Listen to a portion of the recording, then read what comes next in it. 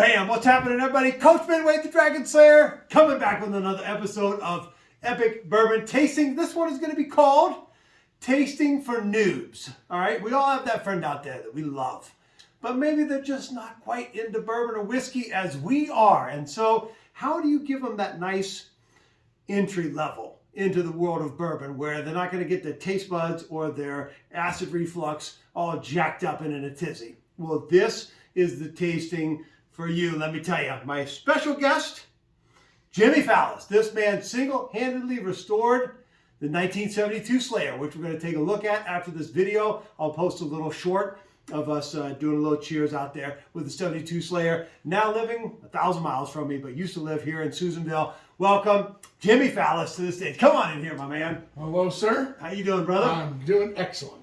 In from Idaho, Cottonwood, Idaho. just for 2 nights. Just to hang out. Basically, it's catch me if you can. He comes into town, and I'm like, wait, are you here? And he's like, going back. I'm already gone. You sold your house. Sold my house. So you don't really have ties except for a few doctor's appointments. Yeah, just little things. My in-laws live here. So family. So you'll still be You're here. Maggie, that's what I'm talking about right there. I feel like you need to come a little closer to me, man. I'm kind of away. Yeah, so. All right, let me readjust my chair. Okay. You get me a booster chair? This is a little bit of a booster chair, but these Make me look tall. sketchy. These chairs, they feel good, but man, when you first get on them, it's like I'm thinking they're all over the place. I'm thinking a little bit of bourbon. I might be You might be in a little. I might need a cane. Okay, so I'm going to say this. Now, as opposed to this silky smoothness right here, man, bourbons can be rough. Okay. These are going to be about it. That beard's soft, man. I thought it was going to be rough. Yeah, You putting some beard oil on there? Nothing. It's natch. What? On the natch. Give me this, man. That's some sexiness right there. That's sexy time. Okay, these are as smooth as your freaking beard, man. Evan Williams. I got to tell you a story about this. I bought this one. Evan Williams vintage. I've been raving about this. Okay. Single barrel. Most people don't rate Evan Williams that much. Hand signed on the back. Best pound for pound bourbon out there. I bought it for $32. This one. It's Okay. 2011. They discontinued the Evan Williams vintage line. Okay. They're not making this anymore. This is for sale right now on Caskers for $350. Oh, really? And I bought it for $32. So I'm not running down to Safeway and picking No, it up. well, no, but you can still find it. Oh, you can? Okay. You can find it at like random gas stations that don't know what they have. Got it. Right now, they're on the 2013. Okay. 2011, if you ever find this, you call me. I'll give you a portage fee, man. I'll pay you Okay. 3 times what you buy it for. Anyway, this one is probably one of the smoothest ones that are out there. Nice and clean finish. But you don't do much drinking. No, I don't. Not really a lot of bourbon, is that right? No. Okay. Perfect. Not really. When I younger days, we used to drink a lot. You know how that goes. Cheers. Cheers.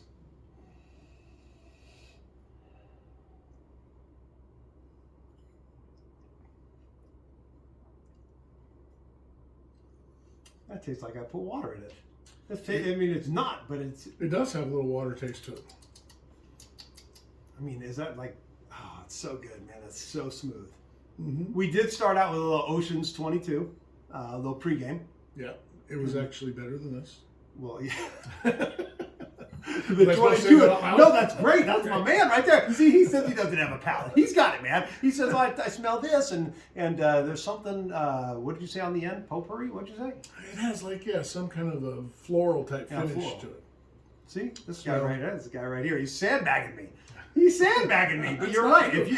Listen, even a noob can tell the difference between the Ocean 22 and this. Well, it's definitely different. Yeah, we should have started with this and then gone to the 22. Yeah. Well, no, I think it was good to go that way. Because then I know. Then you really know. Okay. Yeah. Now, usually it's the third sip that they say that you really start to explore the palate. Gosh, this is really flat. Yeah, After tasting that. it does taste a little Do watery. I have any 22? I don't have much. I mean, if you open these right here, Right. Is that what the good stuff is? well, I mean, there's Yeah. there's like 100 bottles of this thing right here. Got it. We just got through. You can't find this anywhere unless you're the Dragon Slayer. Then you can find it. I got 6 bottles of this now, the 22 Oceans. Okay. Well, it's not saying that's a bad taste. It's just the other one is better. What? This, Usually I love this, man. This is usually like my go-to first in a tasting.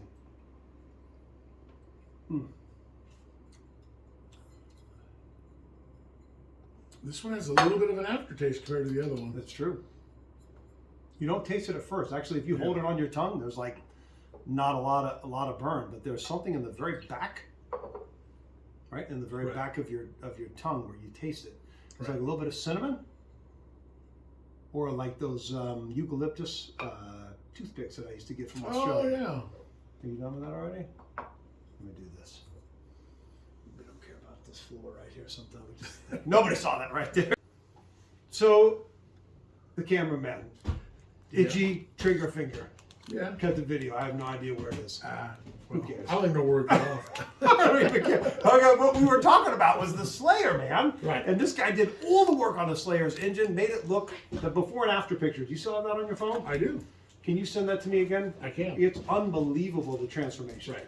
And while Jimmy was working on it, I started souring on it because I was like, there's all these imperfections. Right. And you basically just kept telling me it's a one of a kind. Right. And the stance. Well, the stance, like we were just talking before the camera, did what the camera did. You're fired back there. It has a older hot rod stance that we don't have around anymore. You know, it's really low and on the ground anymore, and the tires aren't quite as big, and you know, it's more masculine. It's a muscle car, and it fits the bill. When I was a kid, that's what they looked like, and that's why everybody looks at that car. They look at that car, and it just fits.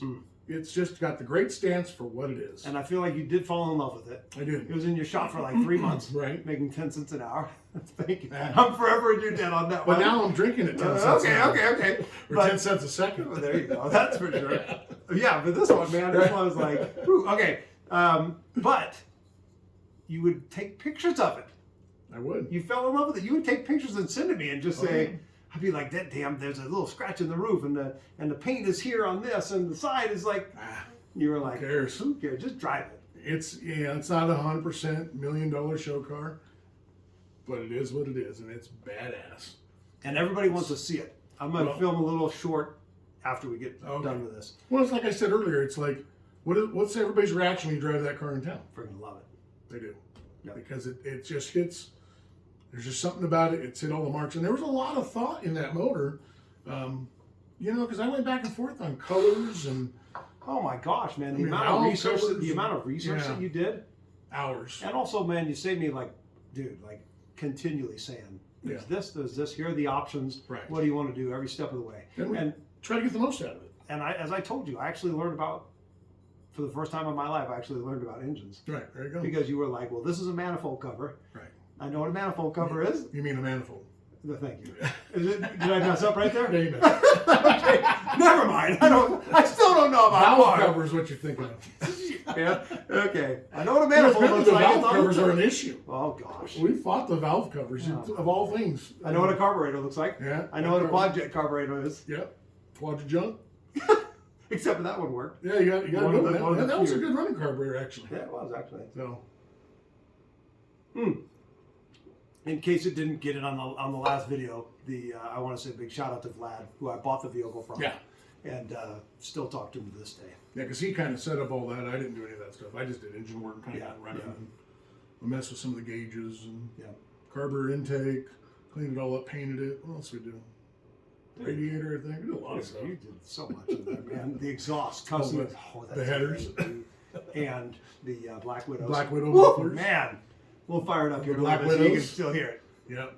Yeah, the Black Widows are tough. Oh, yeah. A lot of people all go to the Flowmasters, but I'll tell you those Black Widows are... Plus, they're Black Widows. I mean, how much better can it be? And the black tipped exhaust. Right. Remember when we got those? Yep. Did you order the exhaust? Yep. The black tips? Yep. I love it. Yeah, I ordered those. Okay, so this one, more robust, complex. I tasted cherry tobacco all over the place in that one. That would be the flavor. There you go. Cherry tobacco? Yeah, Yeah. that was like real prevalent. Okay, Woodford Reserve Double Oaked. I forgot to do the... For good luck. All right, so this is a blend Of 2 barrels. of 2 barrels. Yep. And this is a single And is that a single also? Yep. Single barrel, single barrel. 2 barrels.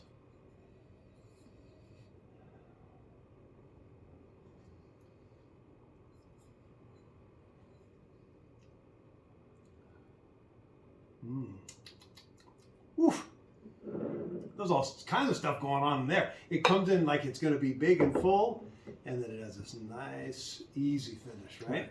I would agree. Because none of this is making us burn, right? No, not at all. Not at all. Is there any chance that you will drink bourbon again? Like, would you buy a bottle, you think? Or you're still not at that point? Well, maybe. I mean, this has kind of got me interested. Now I can go back and watch all the videos. I can't just kind of skip through it and say, oh, you're throwing water on the doctor. I can't do that. So, because you told me you can't watch. I did. I wanted you to come in. We've been talking about this for freaking 6 months, man. Right. I wanted you to come in just no experience. As green as I can come. Exactly. Kind of like you with manifold peppers. I'm still green. I can't believe I messed that up, man. Oh, well. Yeah. Yeah. It's still badass.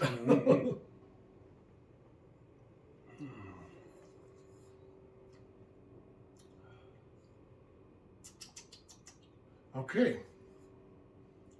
Wow. Delicious. Okay, man, give me your order. Well, I think it's in the order it sits. All right, there it is. I don't even think it's questionable. I think these are closer together. Yeah. I think that one was, I was a really distant. disappointed about this. Yeah, and I don't know if it's because we drank the. I don't know. Yeah, it was noticeable. It almost felt watered. Yeah, I mean, if I wouldn't have, if I had this at a bar, I would have accused them of putting water in there. Right. So just so you know, all 3 of these we have this in a series of putting one forward each week. Okay. And the top dog of the whole show, of 15 bourbons that we tried, and Okay. one went forward each week. Okay. Is this one right here? That was the number 1. So I laid it out just like it was. I love it. Cheers on that, brother. All right. Thanks for joining us. Till next time, everybody. Jimmy. Thanks for having me. You're the man.